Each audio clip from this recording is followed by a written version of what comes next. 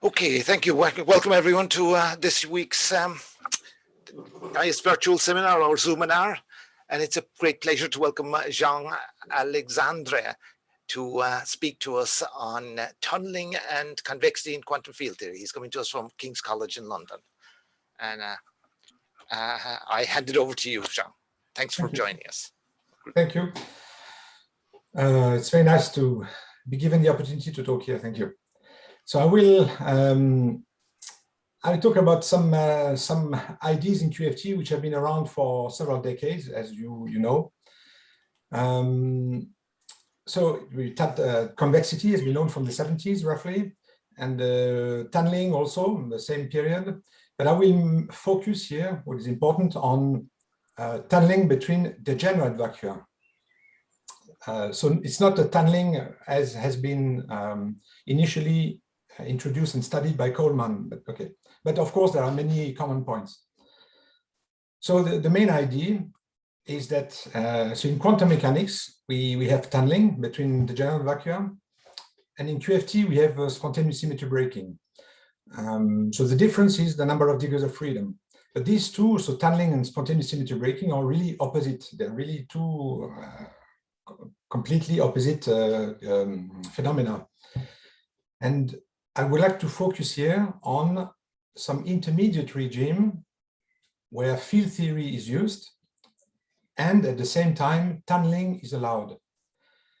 So I will tell you about in which conditions this is possible, and I will tell you about consequences, some consequences that okay, it's not here, sorry. It's here. So tunneling restores symmetry, and in such a way that, so if you have a simple example of one real scalar field on this in this blue, so the blue potential is the bare potential, and after tunneling, symmetry is restored and the true vacuum is at zero. So this is the idea, and this is related to convexity of the effective potential, which I will go through some. I will remind you some features about this. And so this is possible when you allow tunneling to happen, which means that, as you can imagine intuitively, the volume in which you quantize the field should be small. So what does small mean? Okay, I will explain this. Then. So I will first tell you about this tunneling versus spontaneous symmetry breaking. So in which conditions you can expect one for tunneling, and I will also talk about convexity. And the second part, I will derive an expression, an approximation for the effective potential when one assumes that tunneling happens. And finally, I will show how this could be relevant in early universe cosmology. And there are some comments, some other comments. If there are questions, I can add other comments. So as I said, so in quantum mechanics, we have a finite number of degrees of freedom, and in QFT, we have an infinite number of degrees of freedom, which is the reason why there's no tunneling between degenerate vacua. So the standard model partition function is actually a partial partition function, which is based on one vacuum only. And a decay rate, for example, as you know, can be if you have non-degenerate vacua, a decay rate is related to the imaginary part of the partition function. So this has been known also from a long time. So if you take into account all the vacua, though, or at least two different vacua in the theory, then it has been known since the 70s. So I give here a few references, but there are many others. I think these were the first ones, among the first ones. So it is known that when you have several points which contribute to the partition function, then necessarily the effective potential, the one-particle-irreducible effective potential, is convex. So I will show you the proof again. This will introduce my my notations. But this assumes that there is overlap between the different vacua, the wave functionals in different vacua. As I said, this is not valid. It's not valid in for the standard model, where you calculate a partial partition function based on one vacuum only. So this has been, as I said, has been known since the 70s, but there's an article by Plasencia and Tamarit from quite recent, from 2016, which explains very well, I think, these points. You can, if you want to have a look. Yes. So let me just show you the main argument for convexity. That you certainly have seen already, but it's okay. It doesn't hurt to. So for one real scalar field, so the partition function is defined here. It's defined here as a functional of the source. So this is the Euclidean metric, and W is the connected graph generated functional from which one defines the classical field here as a functional derivative with respect to the source. And one very important point is that there's a one-to-one mapping between the source and the classical field. Then, if one calculates the second derivative of W of the connected graph generating functional with respect to the source, one gets the opposite of a variance. So this quantity is negative by construction. Now, the one-particle-irreducible effective action is introduced as the Legendre transform of W. So in this expression here, one should read the source J as a functional of the classical field. And one important property, which is just a consequence of this definition, is this derivative here. The first derivative of the functional of the effective action is the source, the opposite of the source. And if we take a second functional derivative with respect to the classical field, we obtain this expression.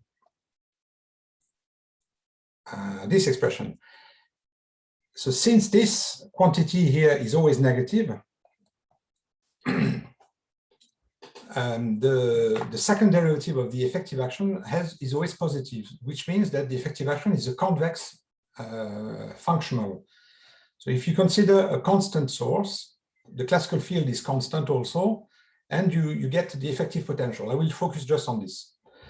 And so the effective potential should be convex. So this is just a natural consequence of the whole definition of the one-particle irreducible effective action. But I repeat here that this assumes that you consider the full partition function with taking into account all the saddle points in the theory. So it is, I repeat for the last time, this is not valid in the standard model. And so this is an exact argument. So there's no way around it. There's no approximation. But it assumes that you take into account the whole field, the whole field space, the complete space of states of the system. Is this okay for this? I suppose. Yes, I think so. Yeah, no problem. Yeah. So now let me discuss the conditions for tunneling between the degenerate vacua in QFT. So the field theory argument, the idea. So if we start from there's a bit of delay when I write on the tablet, but okay. If you start from this potential here, then we assume the Euclidean metric and O4 symmetry. So this will be, I will assume an O4 symmetry throughout the talk. And why? Because this is what has been done up to now, roughly, and I'm actually currently thinking of the next steps. And if you look at this, you see that there's an overlap between the quadratic fluctuations over the vacua. There's an overlap. You can have an overlap between the two factors, the exponential, so the two weights. There's an overlap if the parameters of the theory satisfy this identity here. So V4 is the four-dimensional space-time volume. So since we assume an O4 symmetry, you can imagine a four sphere or a four cube. Well, okay. It's so this is the condition. In this condition, you can expect the wave functionals corresponding to the two different vacua to overlap, and therefore tunneling to happen. So if you put some values, numerical values in this, you take the Higgs the Higgs wave for V and the perturbative coupling constant lambda, you find that the typical length is 10 to the minus 10 typical length. Let me just write.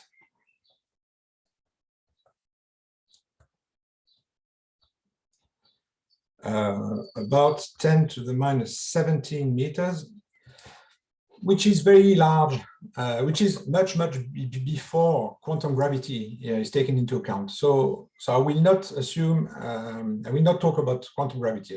Gravity will be kept classical. Just to understand where you got this, you've taken these as approximately two Gaussians, and you've said where you taken the condition where they overlap, where the one standard deviation or something. Yes. You just consider, you just compare the width of the Gaussians, and this gives you this order of magnitude for this constant A. Okay, so this is a field theory argument. Now the quantum mechanics argument leads to the same order of magnitude. So we have a potential barrier, which is this one here. It's the potential barrier. The three-dimensional volume is something of the form L cubed. The typical energy gap for a field for fluctuations which are confined into this volume is of order L, 1 over L. And if you take into account the energy time uncertainty principle, you find the same. This is A. You find the same condition. So this is, of course, the field theory argument and the quantum mechanics argument are consistent. But I want to show here this because to emphasize the fact that we work here in the intermediate regime between field theory and quantum mechanics. So this condition, I will assume that this condition is valid in everything I will show you now. I will always assume that this is valid in such a way that we have tunneling between the two degenerate vacua. Now, to finish this section, I would just like you to express to explain the main point, the main difference with usual field theory, which is built from one vacuum. So we had done this here with Tsapalis. I had done this a few years ago already for an ON symmetric scalar field, and we took into account several points in contributing to the partition function. We find that the one particle irreducible effective action gamma is the volume, of course, the four-dimensional volume times the effective potential, which also depends on the volume. So the effective action is not extensive. And this is really the fundamental point. Because of tunneling, the effective action as it is defined, one particle irreducible effective action is not just proportional to the volume. And the volume here must be considered as a parameter, as lambda, the VEV, it's a parameter of the theory. So this volume can be the volume of a physical box which confines the field. So this box is, if this box exists and it's static, you need an environment to keep this box static. So it's a bit, there are some similarities with the Casimir effect.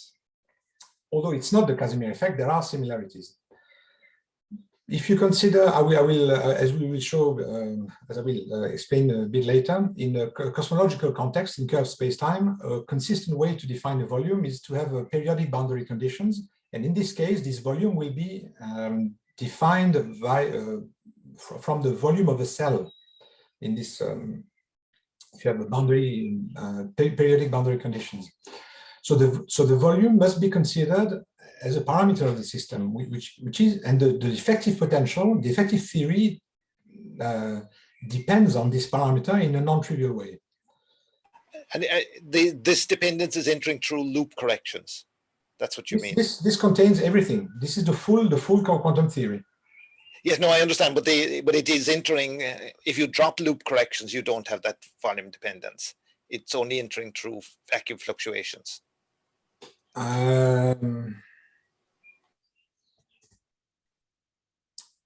No, because actually, as I will show you, quantum corrections happen at the tree level already. So if I come back to this potential here, to this,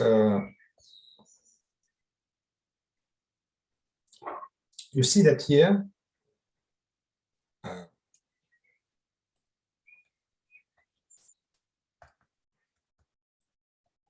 there are tree-level corrections. So it's not only at the level of the loop corrections.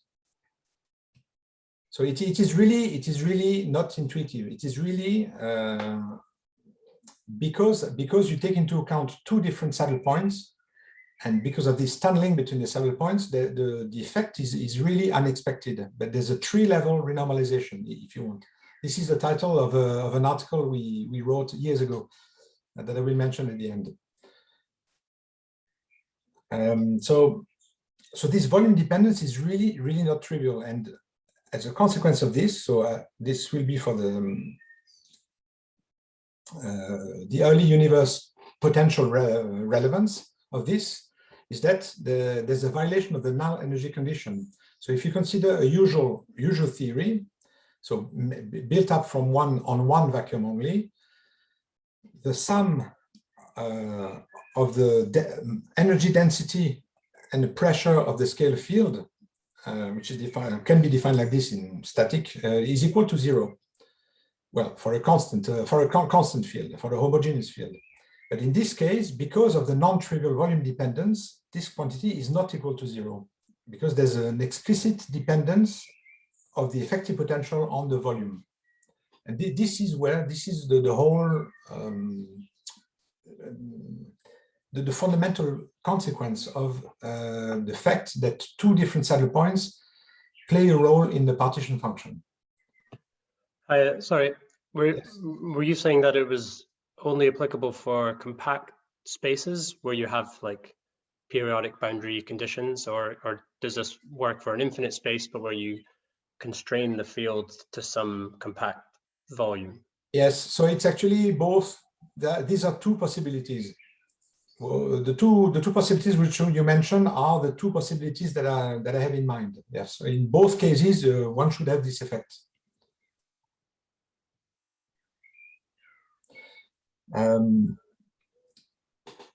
as we will see in the relevant regime where tunneling happens, so when this parameter A is of order 1, and the sum rho plus P is negative, and this is interesting in cosmology. Maybe in other areas, by the way, I still have to think of it. All right, so this was for the introduction.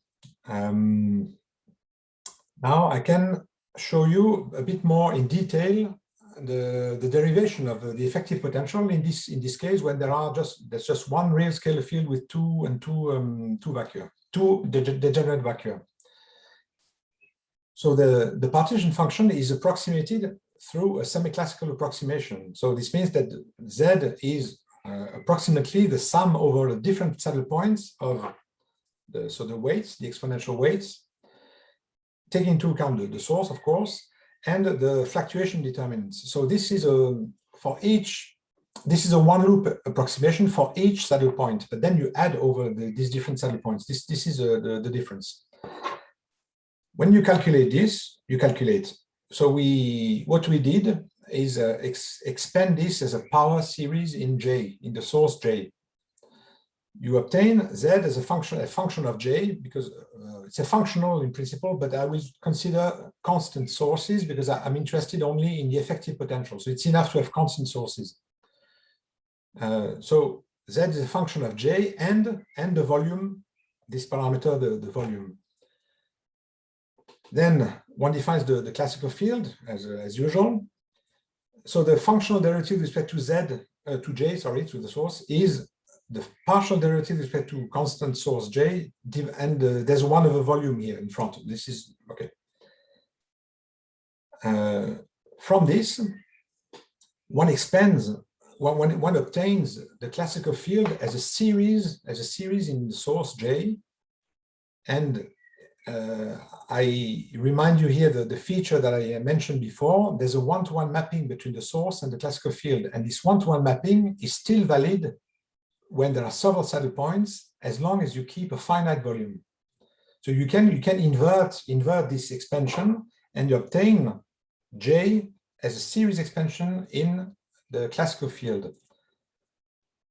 Then, when you plug this series expansion in this expression here, this property that we have seen, you plug the series in phi c, and then you obtain the effective potential, or its derivative, as a series expansion in the classical field, and the coefficients of this series expansion depend on this parameter V, the four-dimensional volume. So this is the steps. These are the steps which are straightforward. So the point now is to find the saddle points. So what are the saddle points? Yeah. Can I ask you a question? The convexity here seems to have come from the fact, from the concavity of the quantum states. Because you wrote the Weidmann function is positive, and from there you got the result. Yes. So it must be, but that positivity is valid for every superselection sector separately, without any approximation. Yes, yes. But here you seem to say that that's not true. Okay? That if you have different superselection sectors, we have to take into account saddle points at all of them. Am I wrong? I don't understand this. If you take into account all the saddle points of the theory, you will get necessarily a convex effective potential. Yes, but the standard formulation, if I say that this is equivalent to the statement that the quantum states form a concave set, actually, okay, then that statement is true regardless of the superselection sector. But here that appears not to be the case. I'm sorry, I don't really understand what you say. Because the different saddle points can belong, for example, for the Higgs field, if I understand correctly, can correspond to different minima of the yes, Higgs field. But yes, for the yeah. if you, so in the standard model, for example, there's an infinite volume, and therefore you completely neglect tunneling, and you consider a partial partition function, which is built from one vacuum only. So you don't have a convexity. But the state, even that sector, is still a convex. The sector states in that sector still form a concave set. That Weidmann functions are positive in each superselection sector. Maybe locally in the space of states, you can have a convex locally, but then you get imaginary parts in the partition function, and whereas the full partition function is real. But if you consider the partition function built on one vacuum only, and you at some point in the bare vacuum, if you have a concave part, then you will have imaginary parts in the effective potential, and then you have to interpret this imaginary part as a decay rate. So I don't mention this here. Okay. But I'm not sure if I just answered your question. I'm sorry. It's okay. I'll think about it. Yeah. Thank you. Otherwise, we can talk. Thank you. All right. So this is the idea. calculating Z in this way, expand in the source, and obtain the effective potential as a function, as an expansion in this source. So which saddle points do we take into account? So in order to define the partition function, we need to introduce a source, as you know well. Therefore, the potential, the minima are not degenerate anymore because the source lifts the degeneracy. So if the source is smaller than some critical source here, then you still get two. You can see that you still get two minima for the potential, and which are not Vm minus V. They're a bit different, but okay. And the different saddle points you take into you have in there are the following ones. So I will here describe what happens in quantum mechanics. So in 0+1 dimensions, it's a bit more intuitive, I would say. So there are the constant saddle points, which depends on the source, of course. And these constant saddle points usually are not taken into account in tunneling studies, because tunneling studies usually happen for non-degenerate vacua at infinite volume. But these do not contribute at all when the volume is infinite. But here at finite volume, the finite saddle points, the constant saddle points do play a role. Then there's the bounce, the famous bounce introduced by Coleman, which is I will show you what it does. And there's also another saddle point, which is the shot, which is explained well in this article here, from 2017. So what do they correspond to? So in Euclidean metric, the real time, it's like a Euclidean metric description in Euclidean metric corresponds to a real time motion in the opposite potential. So it's in this way. So the bounce corresponds to a configuration which starts here in the false vacuum with the vanishing speed, and start at minus infinity for a very large time, and then rolls down the hill and comes back and stops here at this level because of energy conservation, and rolls back to the false potential, false vacuum. So this is the bounce configuration introduced by Coleman.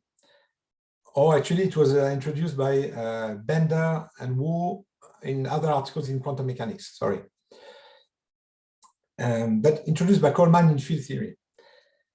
So this is for a configuration with an initial speed, vanishing initial speed here. This one. But you can also, there's another saddle point corresponding to which has a non-vanishing initial speed, which is the shot in blue. And this one has a certain speed such that it can reach here, this point, the true vacuum, because it has enough energy, and it arrives at the true vacuum at it arrives uphill at zero with vanishing velocity. So this is another saddle point. So in principle, one should calculate the partition function by adding over all these different saddle points. But I will give here now an argument showing that the Coleman bounce does not play a role if you focus on the true vacuum. The true vacuum, which is classical field equals zero because of convexity, because of symmetry restoration. So the Coleman bounce, so I come back to 3+1 dimensions. The Coleman bounce corresponds to a bubble of true vacuum in a false vacuum. And this bubble has certain radius r. So we assume O4 symmetry. This is what the case is. So the point is that in order to find this radius r, so you look at the action, which is made of two terms. There are volume terms corresponding to inside the bubble and outside the bubble, and there's a surface term corresponding to the surface tension of the bubble itself. And these two terms are compete, and you find the radius of the bubble with this by solving this competition, and you find this expression in my case here, in the case where I have this potential, huh? The opposite of this potential. And you find that the radius is inversely proportional to the source. And but the tunneling condition says that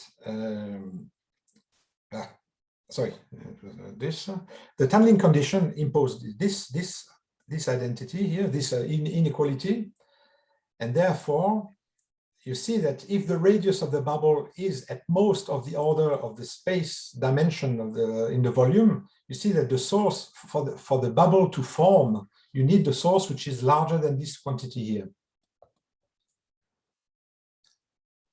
But if I focus on the true vacuum, which corresponds to a classical field equal to 0, a vanishing classical field, this corresponds to a vanishing source also because of this one-to-one mapping. And therefore, the bounce does not contribute in finite volume. If you focus on the true vacuum, of course, if you go away from the true vacuum, then you should take into account also the bounce, but not if you focus in the vicinity of the true vacuum. So for this reason, I do not take the bounce into account. But of course, and this is why I will expand the effective action up to the quadratic order in phi only, because if you go further away, in principle, you should in principle take into account the bounce.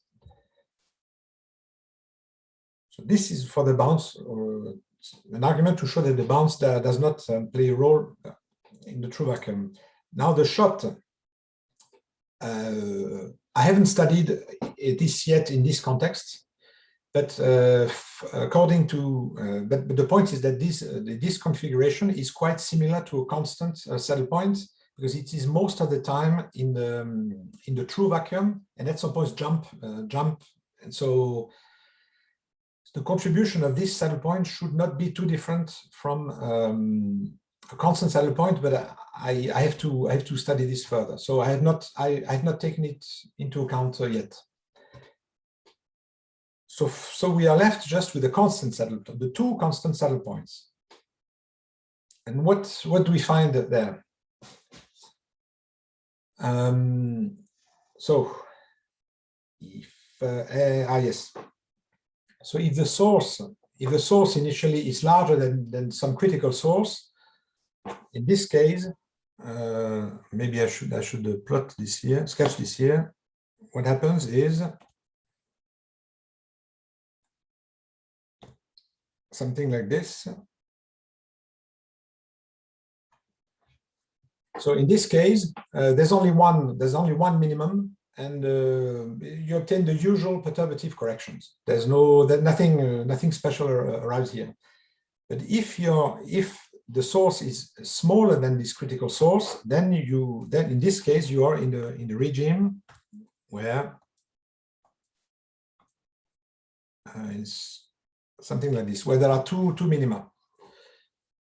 And in this case, the two saddle points are given by these two expressions, phi 1 and phi 2 here.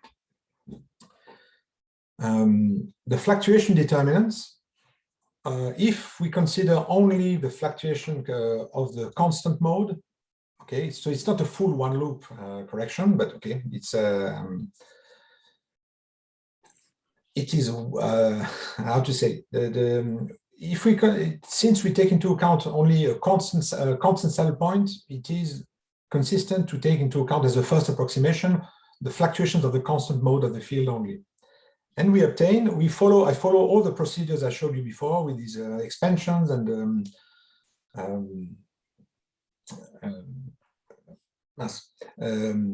taking the inverse of the expansion in the source in order to have an expansion in phi in the classical field. We obtain this expression for the effective action, the one-particle-irreducible effective action. So as I said, I expand this. I just took the first order, and you see that this is indeed positive. So indeed, you have something convex. and the true vacuum is at phi equals 0. The minimum is for phi equals 0. So this A here, just to remind you, this is the quantity A, which is here, which appears here. And you see that even, so this is to answer the first question of Denjo. So you see that even at the tree level, the coefficient, the corrections do depend on this volume. And so it's a non-trivial dependence at all. It's really, you really have to go through the series expansions, inverse the series expansion, and you obtain this. So once you have this, you can express the sum rho, the energy density plus pressure, and you find this expression here in the vacuum when phi equals 0. And this quantity is negative in the tunneling, in the regime where there is tunneling. So this is the main, these are the main steps. And this, as I said, so maybe I should write this again here. It's tree-level corrections. And these are tree-level corrections because, as I said at the very beginning, because one needs to remove the concave part to get the convex part instead.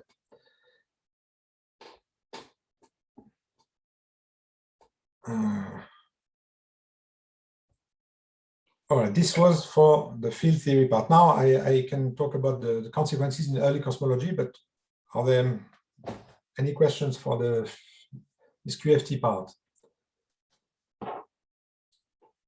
There are many arrows everywhere. Okay. Sorry. Right. Sorry, I just want to understand the expression that you've in green there. You are saying all of that expression is tree level. Yes. Well, it does actually. No, I'm sorry. No. Sorry. It is. There are tree level parts coming from the fact that you sum over two exponentials, but there are also the fluctuation determinants. So that there yes. is. Okay. So it's basically a double Gaussian approximation. Yes. It's yes. Yeah. Okay. Yeah. No, like I'm familiar with that. Yeah. Okay. It is like a one loop. It's like a one loop approximation, but taking into account the two vacua.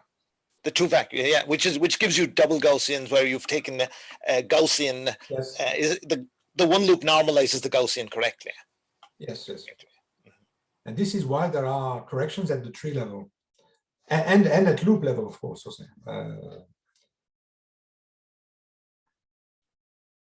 All right. So this could be relevant, as I said, because this happens for small volumes, small volumes. So in physics, you can expect a small volume to occur in a cosmological context in early cosmology. But then, how to define volume in a consistent way here? So what we did. I consider only a spatially flat time-dependent metric. So a consistent way here to define volume is to consider periodic boundary conditions with the cell volume L to the cubed, and so the corresponding co-moving volume is A cubed L cubed, A of t, the scale factor. So I give here a reference of people who use this definition of volume, and it's very interesting what they do, because they try to justify bouncing cosmology. So they consider a toy model for the partition function corresponding to quantum gravity with different saddle points, and each saddle point corresponds to, so one saddle point corresponds to inflation, another saddle point corresponds to I don't remember now the details, I'm sorry, but they derive a condition to avoid tunneling. So it's the other way around, but this is in quantum gravity, in the toy model for quantum gravity, and what they want is to avoid tunneling between different vacua. Anyway, this is how they define the volume in curved spacetime. So the space-time volume in this condition is this this interval here.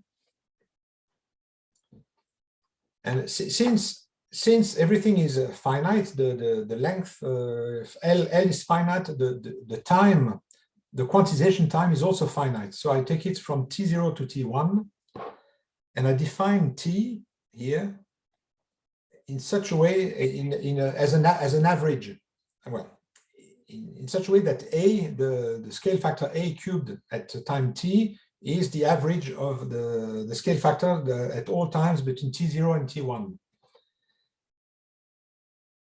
And okay, for simplicity, I assume that equilibrium between these during this quantization time,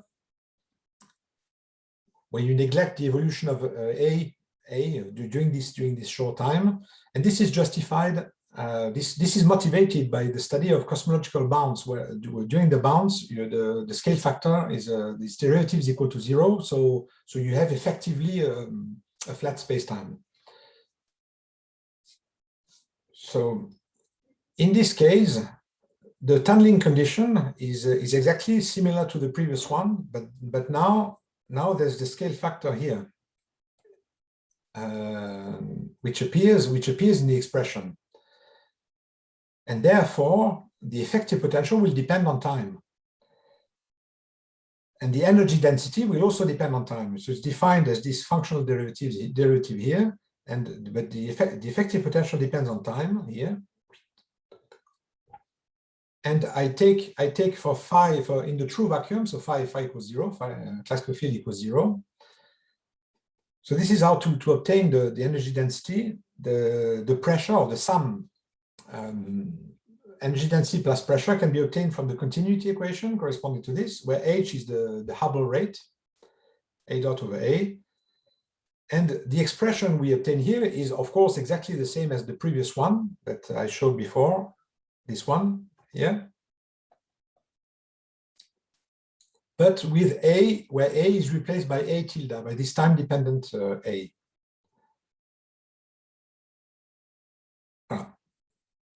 So actually, okay, this was I wanted to show how to justify this result, how to move this result to extend this result to a curve to an expanding space-time. So now, what is the cosmological bound scenario? What is the resulting cosmological scenario? So in early cosmology, apparently, I'm not expert on this, but apparently the problem of initial condition is not trivial at all, and there are a lot of discussions about this in the community. So if you have if you define at some initial point, initial time, you define it an initial condition where the Hubble rate is positive, then you have inflation. But if H is negative as an initial condition, then in principle the universe should collapse.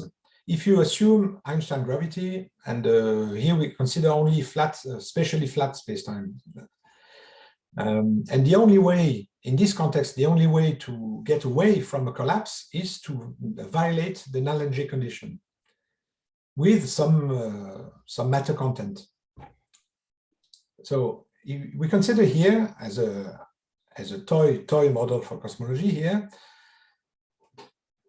So a cosmological constant which satisfies this relation here between the pressure and the density, and the scalar field I was talking about now today, with which goes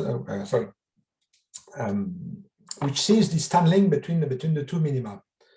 So from the Friedmann equations, you can find this. So this is well known. You can find this relation here between, which gives you the derivative of the Hubble rate in terms of the sum rho plus p. So rho plus p is just the field here, because actually rho 0 and p0 for the cosmological constant, they canceled in this equation to obtain this one. So the scenario is the following. As long as the co-moving volume is large enough such that this quantity, this inequality is satisfied, then there is no tunneling, and the scalar field behaves as a usual matter component in the universe, and rho plus p is equal to 0, because this is what happens for a constant scalar field. But if the co-moving decreases, at some point, we will reach a condition at some time tau, we'll reach a state where this parameter is of order 1. And this is where the tunneling effect switches on.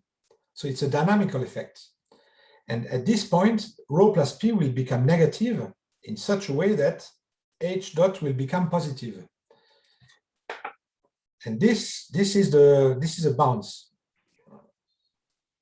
See that if h start to be negative at some point, at some initial point 0 on this graph, if it goes down at some point, at this point here, a tilde is of order 1.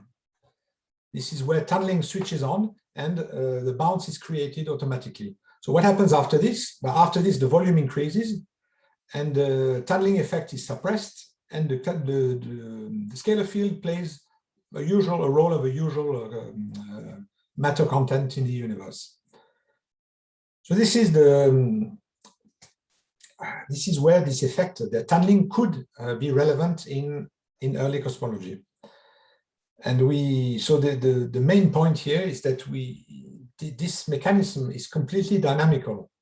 So there's it's usual QFT, no modified gravity. You just need to take into account tunneling, which switches on dynamically and reverses the contraction of the universe. So this is the point I found interesting. Okay, so I reached the end of the main material I wanted to cover. I have additional comments now, but before this, maybe there are some questions.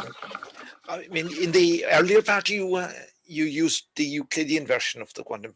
You used Euclidean theory, whereas here you used real time, and I'm not sure whether there was a subtlety there or not.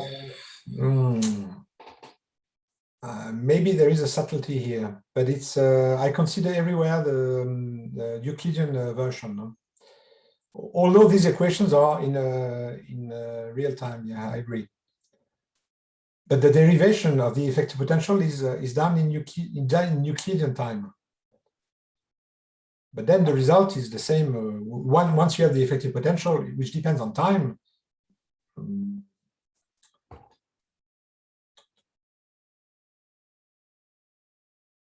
Yes, this is expressed.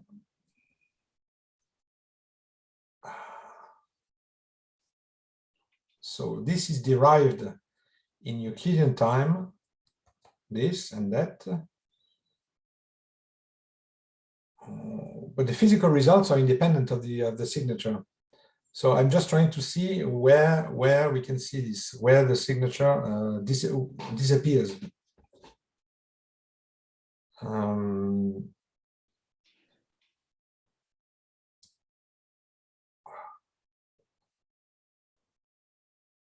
It is there. The fact that it's the sign of rho plus p which plays the important role. So this is the physical quantity which is independent of the metric. It's the sign of rho plus p, which appears in the Friedmann equations here.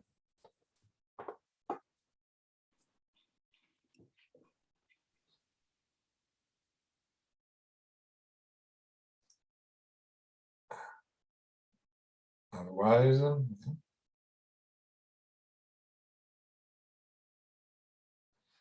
so the main point, as I said, is that this is a dynamical mechanism.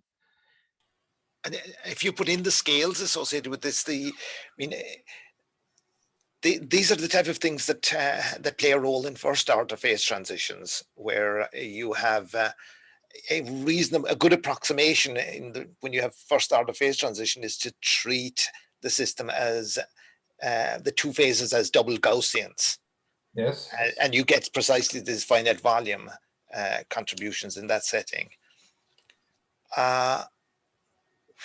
But does mean, and if I put in realistic parameters for these things, Yes. does the volume of the universe have to be very small? You see, this effect, so as I said, if you take into account the Higgs vacuum and the usual perturbative coupling constant, the typical length is 10 to the minus 17 meters, which is large compared to the Planck scale. Yes, okay, but it's still gut scale physics. Yes, yes, it is gut scale physics. Yes.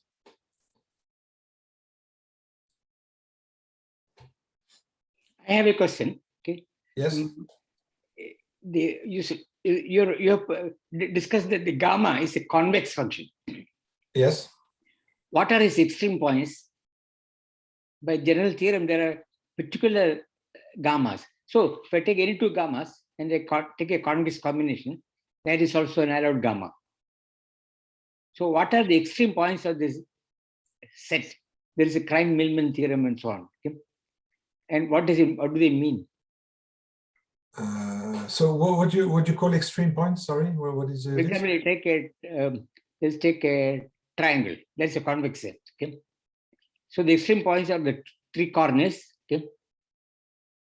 And any point inside can be written as a convex combination of the extreme points uniquely. Yes. Not uniquely. It can be written as a convex combination of the extreme points. What are they here? I don't really understand. I'm sorry. Okay. Gamma is a convex function means, well, under there is this Krein-Milman theorem. Convexity, from what I know, yes, is that if you have two allowed, one it can be written as in terms of derivatives, but if you have two allowed gammas, then the line joining the gammas is also, they're all the line, any point on that line is a allowed gamma also. Okay?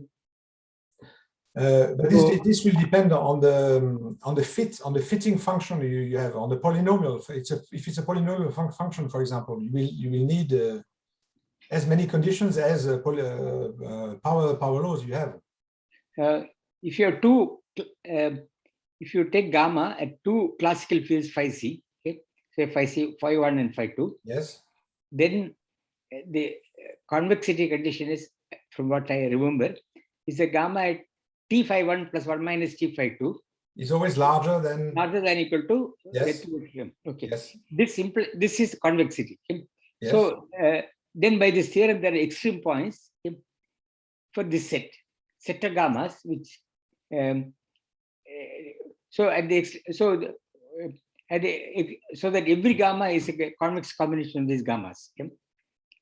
So what are they? You don't know. Okay? It's okay. No, but so in this specific approximation here, so taking into for the quadratic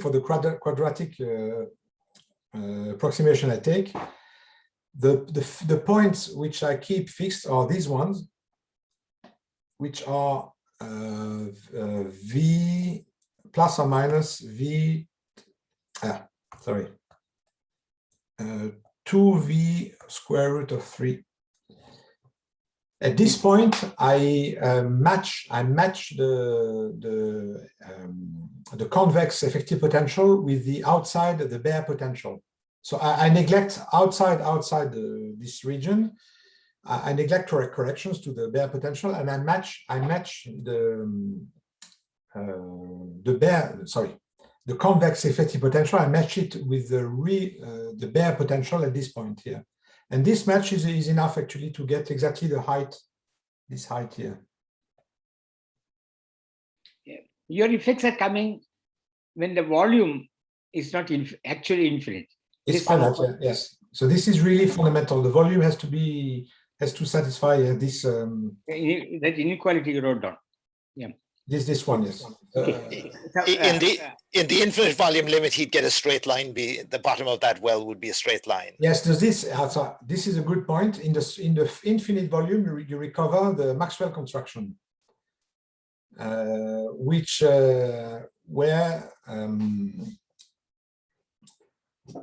the effective potential is flat. But then there's an ambiguity here, because in principle, you should not be able to take, although it's something I still have to think of. If you have an infinite volume, you know that there will not be, there won't be tunneling effect. So in principle, you're not allowed to take two saddle points, the two vacua. But indeed, if you wait a long enough time, you should have, even in large volume, you should have tunneling if you wait a long time enough. And in this case, you get the Maxwell construction. If you take this expression that I have here for the effective potential, this one, if you take the volume, the limit A goes to infinity, so this A here, A goes to infinity, you see that there's a power A squared here and A squared here. And so this goes to a constant, and you obtain an effective action which is independent of the volume. So clearly it is not extensive, because you obtain A squared and A squared, so you obtain just 1/2, I think it's 1/2 of phi c over v squared when A goes to infinity. But the leading term has an A in it as well. So if you take the effective potential by dividing by the volume, that term will drop out. Yes. This term here is obtained. It doesn't play a role, because it is obtained just by, as I said, by matching the effective. The convex effective potential with the bare potential at the points that I showed before, because everything is obtained from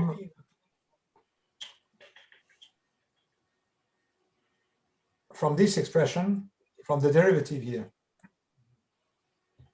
So it is up to a constant that you choose in order to match the bare potential at the points I showed before. But this constant does not play a role in the null energy condition. The sum rho plus p is independent of this constant, because rho plus p, where is it?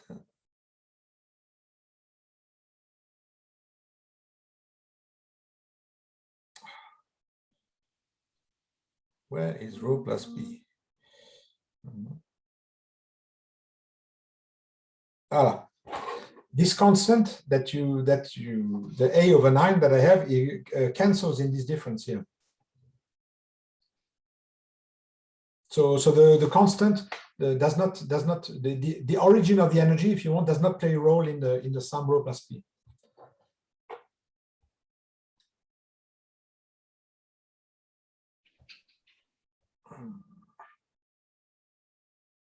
Okay.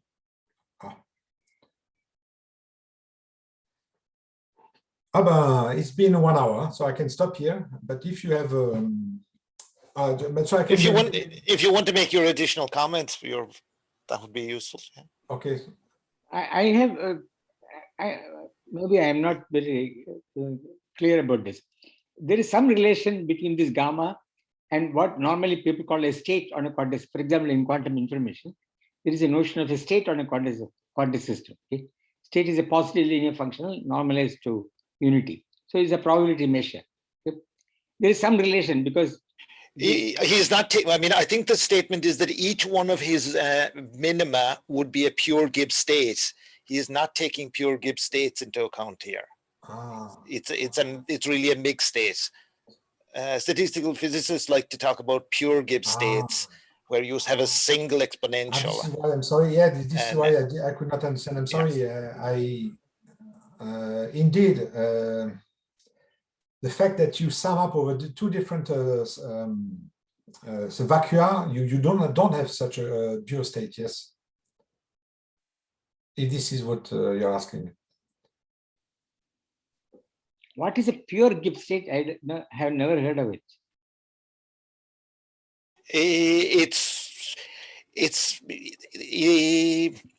Only one exponential minus a. Only one exponential, and the way that they do it normally would be in the de Bruijn construction. You would put boundary conditions which would force the field at the boundary to be in one of your preferred vacua and not the second one, and that will lift the degeneracy, and that will pick one pure state from the system. If I don't mind, if I take a Gibbs state, okay, and another, so exponential minus beta h trace, okay, and another one beta prime h, okay, in the thermodynamic limit where volume v over n goes to v and n go to infinity, but the density is kept fixed. These are super selective sectors. Okay?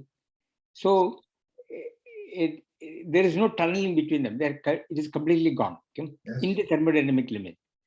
Otherwise, there will be. Yes.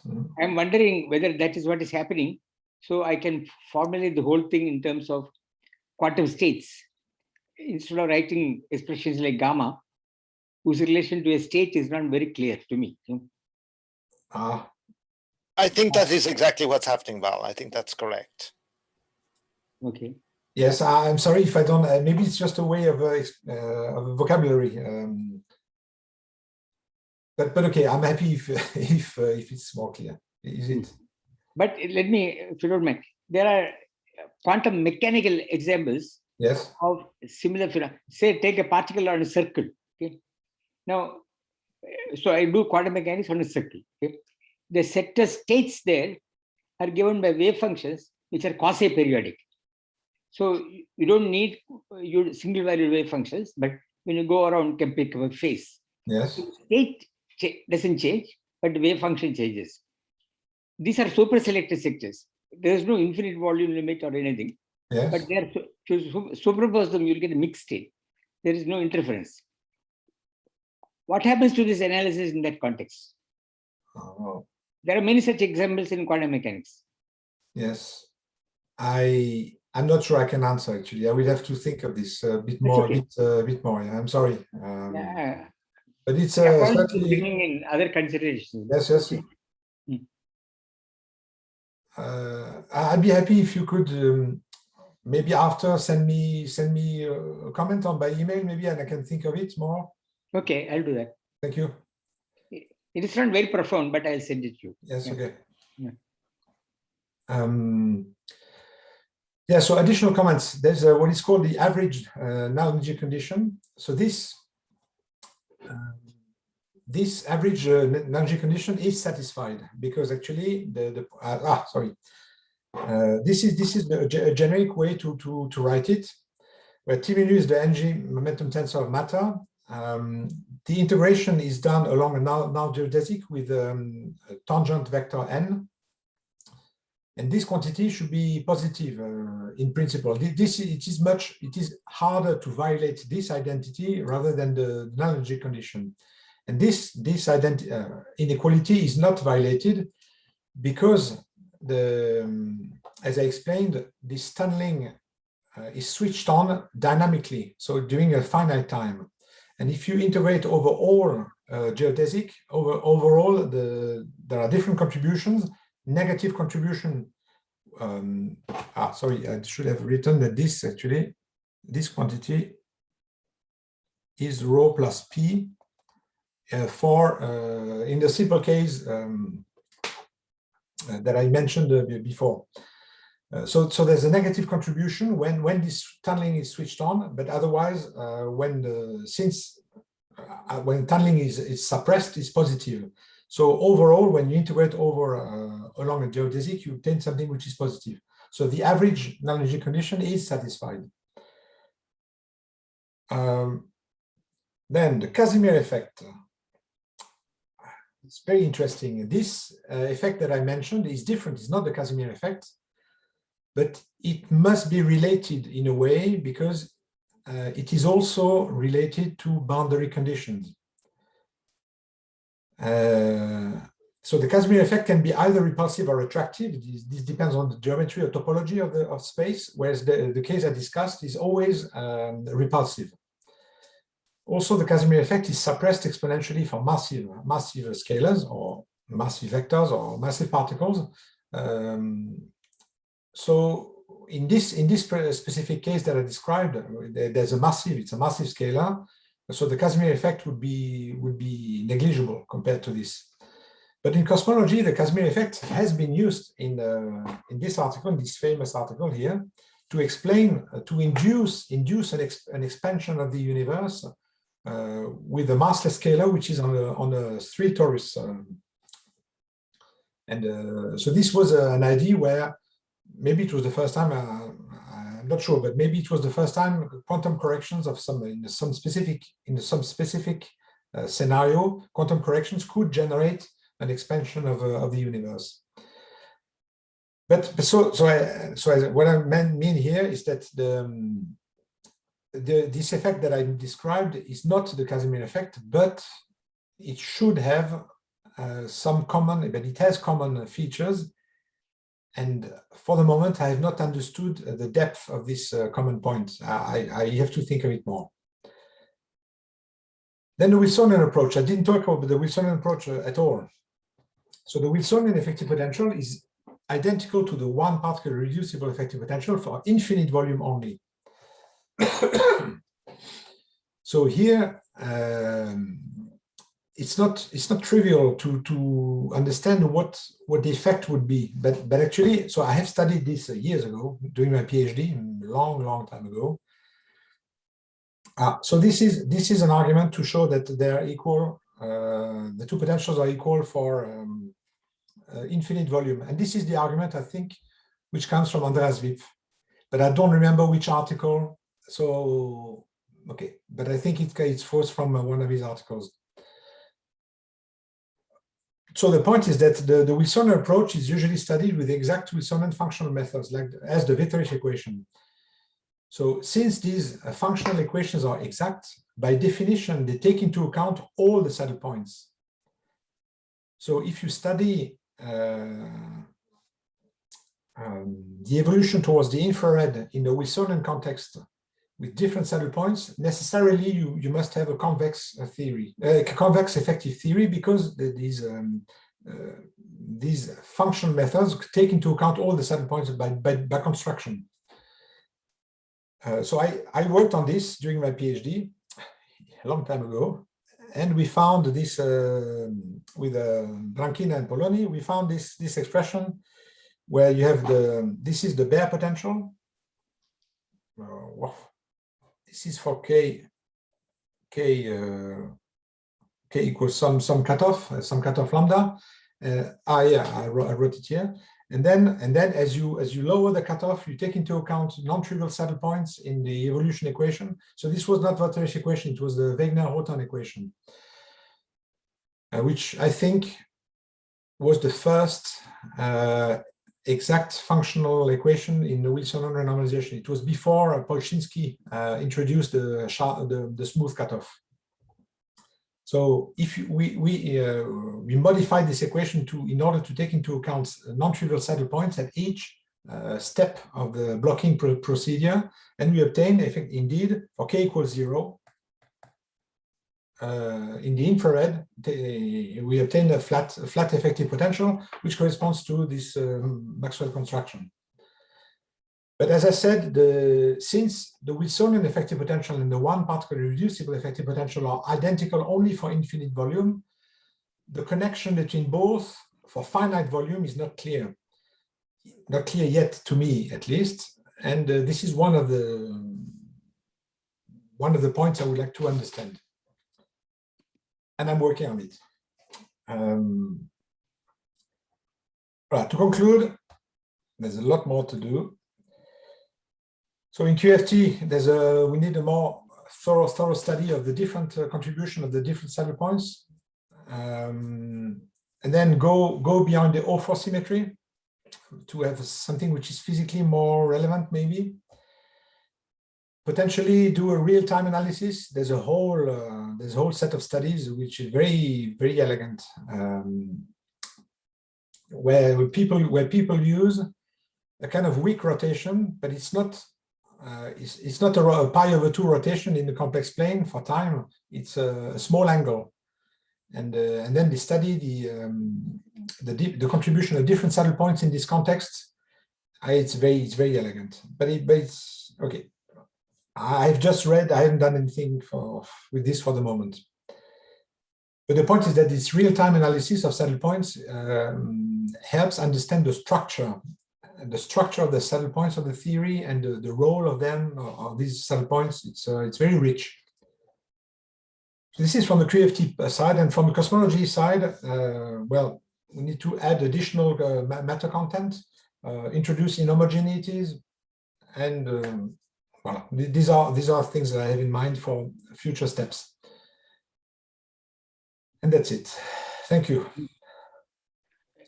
Can I come back? Thank you very much. To, Please, Val, we can thank John for the talk, and please go ahead. We talked about the Casimir effect. Okay? Yes. Now, the Casimir effect is an example where you have all these different supersellicities from boundary conditions. For example, the Casimir energy depends on whether the boundary conditions are Dirichlet, Neumann, Robin. However, the quantum physics in that box cannot tunnel from one such boundary condition to another. Okay? Yes. This clearly, yes. So, what happens to this formulation? So, gamma, I can also write gamma in quantum mechanics. It should be convex. But if you like, the system locally has many minima in the potential. Yes. So, what happens in that case? What happens in that case? So, in what I talked about in this, so we have tunneling. So, the Casimir effect deals with a free field. It's not, I mean, a field which is not self-interacting. It is interacting with the boundaries of the box, but it's not self-interacting. So what I mentioned, what I dealt with, I talked about tunneling for a self-interacting field. So the connection for this is one first reason for which it's not the connection with the Casimir effect is not as trivial. And I don't know about studies of the Casimir effect for self-interacting fields. So let me go back. So the Casimir effect is an example where the potential is zero. So for a free field. Nevertheless, the physics depends on the boundary conditions. Yes. So if I try to write a gamma for that, and look at the minima of the gamma, extremal points of the gamma, delta gamma 0 or something like that, they will not tell me anything at all about these boundary conditions. But so without any writing functional integrals, you know by direct calculation that it depends upon the boundary conditions. Okay, so I should have a look. I did not look at this actually because I have not mentioned. Well, I did mention periodic boundary condition in the cosmology context, and I have not studied any other boundary condition yet. So this is something that it's not clear for me. But it is planned that I want to think of this concept of volume in curved space-time. Okay, so I haven't done it yet. Suppose I take a ferromagnet. Okay, now ferromagnet has many ground states. Okay, yes, and in the infinite volume limit, these ground states are degenerate, but super selected. You can't tunnel from one ground state to another in the infinite volume limit. But if I take a finite volume, there will be a tunneling. Okay. Yes. But I think the whole process will depend upon the boundary condition on the volume. Okay. Okay. So what you do with the boundary conditions will control the tunneling rate. Okay. Okay. I'm wondering what will happen in that case in your analysis. It's a very good question. And I have not thought of it, but it's very important. I agree completely. I need to think of it. Yes, that will be very good. So yes. This is what I want. So if you find something, you can send an email to me or send something. Okay, some notes. Yes, okay. It's very important. I think. Okay, you're right, because the idea of a finite volume of what is it exactly? Is it a box? And what do you impose the field to vanish on the walls of the box, or? Well, this is what I have in mind, but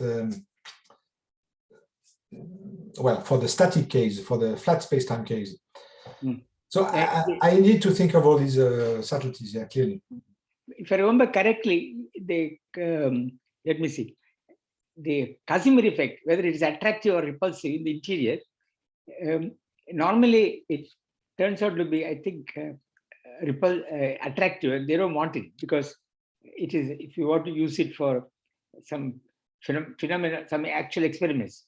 Yes. If I remember correctly, you want it to be not attractive but repulsive. But Okay. if you put standard dirichlet conditions, you get the wrong answer. You always get attractive, and there is a proof. There's a proof using reflection positivity that this cannot be avoided. Okay? Yes. There's actually somebody has proved it. However, what happens if the boundary conditions are changed? What happens to this Casimir energy?